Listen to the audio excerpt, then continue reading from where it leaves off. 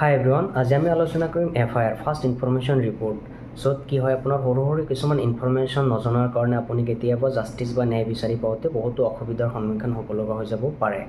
তো আপোনাৰ এনেকুৱা কেতিয়াবা হৈছেনে অফেন্স এটাৰ কাৰণে ক্ৰাইম এটাৰ কাৰণে আপুনি FIR দিবলৈ গৈছে আৰু পুলিচে অস্বীকাৰ কৰিছে আপোনাৰ FIR ল'বলৈ মানা কৰিছে। আপুনি জানেনে চিৰিয়াছ কেছৰ ক্ষেত্ৰত চিৰিয়াছ অফেন্সৰ ক্ষেত্ৰত পুলিচে আপোনাক কেতিয়াও FIR নলওঁ বুলি অস্বীকাৰ কৰিব নোৱাৰে। আৰু আপুনি য'ত বিচাৰে যিকোনো স্থানতে বিচাৰে আপুনি FIR দিব পাৰিব বা আজিৰ দিনত আপুনি যদি বিচাৰে ইলেক্ট্ৰনিক মাধ্যমৰ জৰিয়তে আপুনি FIR দিব পাৰে। তো এই ভিডিঅ'টোত আজি আমি FIR সম্পৰ্কে ডিটেইলছ আলোচনা কৰিম। যোনখিনি ইনফৰমেশ্যন যদি আপুনি জানে আপোনাক কেতিয়াও ন্যায়ৰ পৰা আঁতৰাই ৰাখিব নোৱাৰিব। চ' আজি আমি আলোচনা কৰিম FIR মানে কি, প্ৰিলিমিনাৰী এনকুৱাৰী কি, পুলিচে যেতিয়া FIR ল'বলৈ আপোনাক মানা কৰে কি ষ্টেপ আপুনি ল'ব, ক'ত আপুনি কমপ্লেইন কৰিব, FIR দাখিল কেনেকৈ কৰে, ইয়াৰ আইনী প্ৰচেছ ষ্টেপ বাই ষ্টেপত আমি আলোচনা কৰিম। আৰু আপুনি যদি ইলেক্ট্ৰনিক মাধ্যমৰ জৰিয়তে বা যিকোনো স্থানতে আপুনি কেনেকৈ FIR দিব সেই বিষয়ে আমি আলোচনা কৰিম।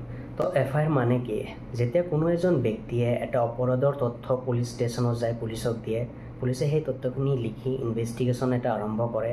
কিন্তু শ্বৰ্টলি যদি আমি ক'ব যাওঁ এইটোৱে হ'ল FIR।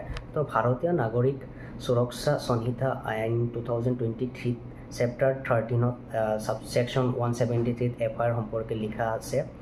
Every information relating to the commission of a cognizable offense, irrespective of the area where the offense is committed, may be given orally or by electronic communications to an officer in charge of a police station.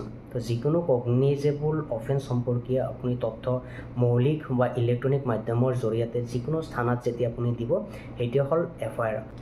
চ' সহজ ভাষাত যদি আমি FIR কেনেকৈ লৈ চাওঁ, তো crime এটা যেতিয়া হ'ব আপুনি FIR দিব।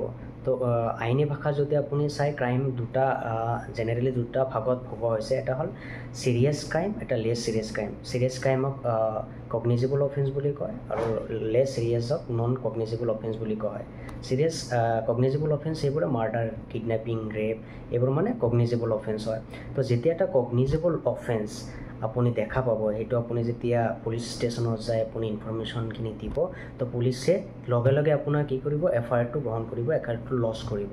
তাই লগে লগে লজ কৰি উইদাউট ৱাৰেণ্ট পুলিচে কি কৰিব, ইনভেষ্টিগেশ্যন আৰম্ভ কৰিব। আৰু ৱাৰেণ্ট নোহোৱাকৈ পুলিচে কি কৰিব পাৰিব, আসামী যোন থাকে, অপৰাধী যোন থাকে তাক এৰেষ্ট কৰিব পাৰে অকল কগনিজেবল অফেন্সৰ ক্ষেত্ৰত। যদি আপুনি দিয়া অফেন্সখন লেছ চিৰিয়াছ হয়, নন কগনিজেবল অফেন্স হয়, তেতিয়া কিন্তু আপোনাৰ পুলিচে FIRখন আপোনাৰ নল'বলৈ নকৰে।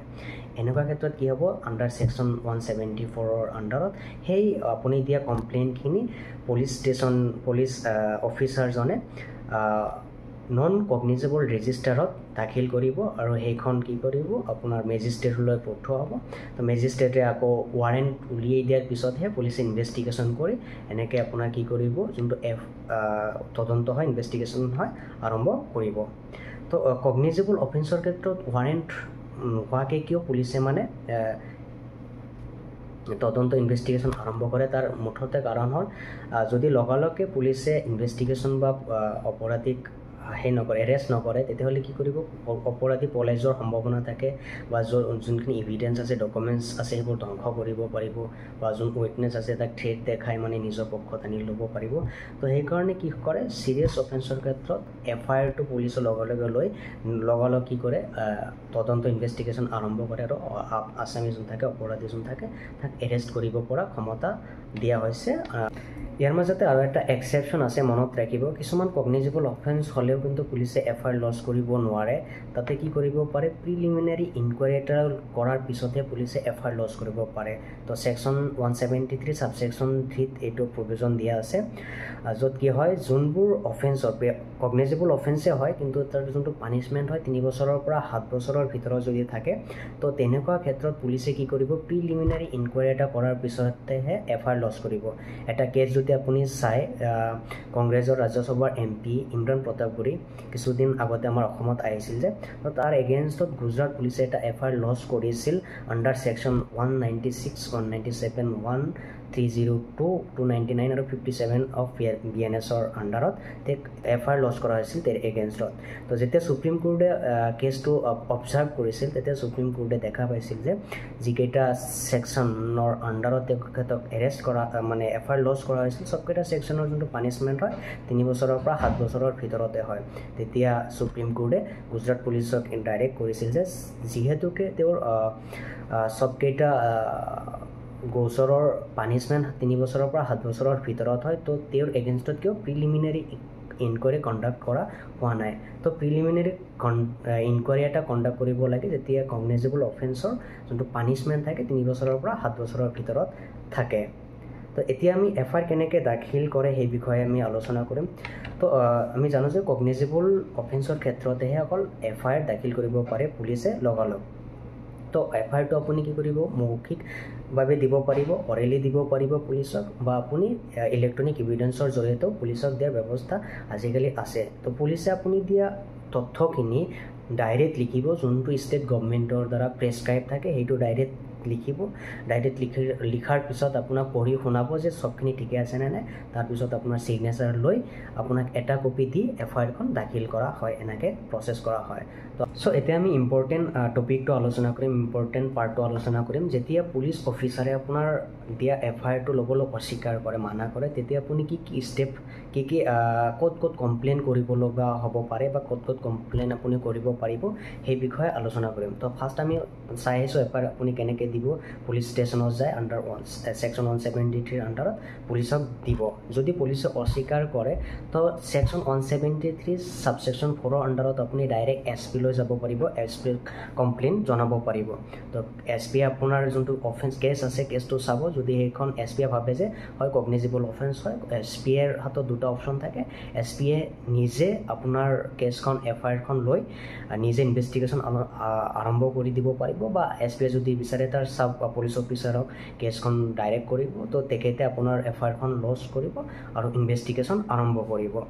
তো যদি SPয়েও যদি আপোনাৰ কেছটো আপোনাৰ যোনটো FIRটো ল'বলৈ মানা কৰে তেতিয়া আপুনি কি কৰিব পাৰিব, ছেকশ্যন 175 ছাবছেকশ্যন 3 BNSৰ আণ্ডাৰত আপুনি কি কৰিব পাৰিব, ডাইৰেক্ট মেজিষ্ট্ৰেটক কমপ্লেইন জনাব পাৰিব। তো আপুনি যেতিয়া যদি মেজিষ্ট্ৰেটক ডাইৰেক্ট কমপ্লেইন জনায় তো মেজিষ্ট্ৰেটে আপুনি প্ৰথমে যোনখন পুলিচ অফিচাৰক FIR দিবলৈ গৈছিলে, মানা কৰিছিলে, তাক মাতিব, তাৰ পৰা শুনিব আৰু তাৰ পৰা ইনভেষ্টিগেশ্যন মেজিষ্ট্ৰেটে ডাইৰেক্ট চলাব। যি ইনভেষ্টিগেশ্যন যি প্ৰচেছ ল'ব লগা হয় মেজিষ্ট্ৰেটে আপোনাক তাৰ পৰা চলাই লৈ যাব।